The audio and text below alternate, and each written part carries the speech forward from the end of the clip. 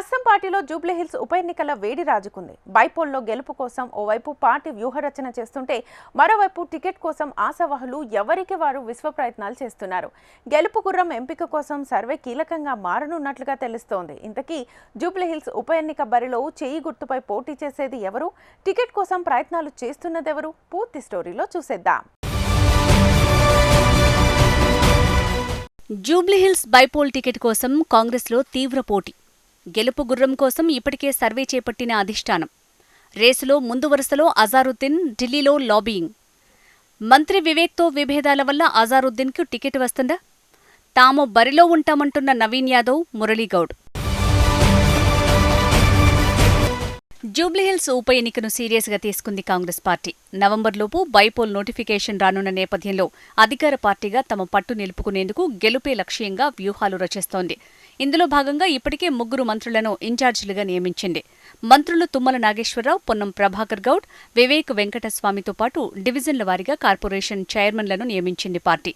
వీరందరూ ఇప్పటికే జూబ్లీహిల్స్ నియోజకవర్గం అంతా చుట్టేస్తున్నారు. ఎక్కడికక్కడ మంత్రులు అభివృద్ధి కార్యక్రమాలు, శంకుస్థాపనలు, బూత్ లెవెల్, డివిజన్ లెవెల్ మీటింగ్లు నిర్వహిస్తూ ఓటర్లను తమ వైపుకు తిప్పుకునే యత్నంలో బిజీగా ఉన్నారు. జూబ్లీహిల్స్ బరిలో నిలిచే గెలుపు గుర్రం కోసం కసరత్తు మొదలుపెట్టింది అధిష్టానం. పార్టీ ఇప్పటికే సర్వే నిర్వహించినట్లు సమాచారం. కాంగ్రెస్ టికెట్ కోసం పోటీ తీవ్రంగా ఉన్న దృష్ట్యా ఆశావహులు తమ తమ స్థాయిలో ప్రయత్నాలు ముమ్మరించేశారు. వీరిలో 2023 ఎన్నికల్లో హస్తం పార్టీపై జూబ్లీహిల్స్లో పోటీ చేసి ఓటమి చెందిన అజారుద్దీన్ బైపోల్ టికెట్ కోసం తీవ్రంగా శ్రమిస్తున్నారు. బీఆర్ఎస్ ఎమ్మెల్యే మాగంటి గోపీనాథ్ మృతి చెంది ఉప ఎన్నిక ఖరారైనప్పటి నుంచి తానే అభ్యర్థినంటూ చెప్పుకొస్తున్నారు. అలాగే అధిష్టానం పెద్దలతో ఉన్న చనువుతో ఢిల్లీ లెవెల్లో రాహుల్ గాంధీ, సోనియా గాంధీ, కేసీ వేణుగోపాల్ని కలిసొచ్చారు. టికెట్ తనకే అనే ఇండికేషన్స్ ఇస్తున్నారు. జూబ్లీహిల్స్లో ముస్లిం మైనారిటీ ఓట్లు కీలకంగా మారిన నేపథ్యంలో అది తనకు కలిసి వస్తుందనే ధీమాతో ఉన్నారు అజారుద్దీన్. ఇదిలా ఉంటే ఇన్ఛార్జి మంత్రి వివేక్ వెంకటస్వామి, అజారుద్దీన్ మధ్య సఖ్యత లేదన్న వార్తలు వినిపిస్తున్నాయి. ఇద్దరి మధ్య పచ్చగడ్డి వేస్తే భగ్గుమనే రేంజ్లో గొడవలు ఉన్నాయట. గతంలో Hyderabad cricket association Uppal stadium విషయంలో వీరిద్దరి మధ్య గొడవలు జరిగాయి. దీంతో ఆ ఎఫెక్ట్ అభ్యర్థి ఎంపికపై ఉంటుందా అనే ఆసక్తి నెలకొంది. ఇక టికెట్ ఆశిస్తున్న మరో అభ్యర్థి నవీన్ యాదవ్. గత ఎన్నికల్లో ఎంఐఎం నుంచి ఎమ్మెల్యేగా పోటీ చేసి ఓడిపోయారు. అనంతరం హస్తం తీర్థం పుచ్చుకున్నారు. లోకల్ అభ్యర్థి, పైగా బీసీ సామాజిక వర్గానికి చెందిన నవీన్ ఈ ఉప ఎన్నికల్లో ఎలాగైనా టికెట్ దక్కించుకోవాలని చూస్తున్నారు. గతంలో ఎంఐఎం తరపున పోటీ చేయడంతో ముస్లిం ఓట్లు కూడా కలిసి వస్తాయనే నమ్మకంతో ఉన్నారు. ఆ దిశగా ప్రయత్నాలు చేస్తున్నారు.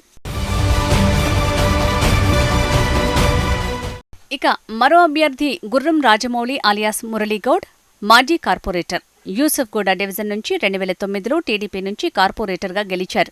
అలాగే 2014లో టీఆర్ఎస్ పార్టీ నుంచి జూబ్లీహిల్స్ ఎమ్మెల్యే అభ్యర్థిగా పోటీ చేశారు. 2016లో మురళీగౌడ్ కుమారుడు సంజయ్ గౌడ్ సైతం యూసఫ్గూడ డివిజన్ నుంచి బీఆర్ఎస్ కార్పొరేటర్గా గెలిచారు. అయితే మురళీగౌడ్ 2018లో మరోసారి ఎమ్మెల్యే టికెట్ ఆశించినా బీఆర్ఎస్ ఇవ్వలేదు. అప్పటికే 2014లో టీడీపీ నుంచి ఎమ్మెల్యేగా గెలిచి బీఆర్ఎస్లో చేరిన మాగంటి గోపీనాథ్కే 2018లో టికెట్ కేటాయించారు. దీంతో మురళీగౌడ్ 2023 అసెంబ్లీ ఎన్నికల కంటే ముందే కాంగ్రెస్ పార్టీలో చేరారు. అక్కడ టికెట్ ఆశించి భంగపడ్డారు. దీంతో ఈ బైపోల్పై భారీ ఆశలు పెట్టుకున్నారు. గతంలో జూబ్లీహిల్స్ నియోజకవర్గం నుంచి ఎమ్మెల్యేగా పోటీ చేసిన అనుభవంతో పాటు ఒక్కసారి కార్పొరేటర్గా పనిచేసిన అనుభవం ఉంది. అందులోనూ బీసీ గౌడ సామాజిక వర్గానికి చెందిన నేత కావడంతో టికెట్ కోసం గట్టి ప్రయత్నాలు చేస్తున్నారు మురళీగౌడ్. ఇప్పటికే జూబ్లీహిల్స్ ఉప ఎన్నికపై అధికార పార్టీ నిర్వహిస్తున్న సర్వే అజారుద్దీన్, నవీన్ యాదవ్ పేర్లతో పాటు గుర్రం రాజమౌళి అలియాస్ మురళీగౌడ్ పేరు కూడా ఉందట. మరోవైపు ఇన్ఛార్జి మంత్రులైన తుమ్మల, పొన్నం, వివేక్లు సైతం మీటింగ్లు నిర్వహించడంతో పాటు అభ్యర్థి ఎవరుంటే బాగుంటుందనేది కూడా పరిశీలిస్తున్నారట.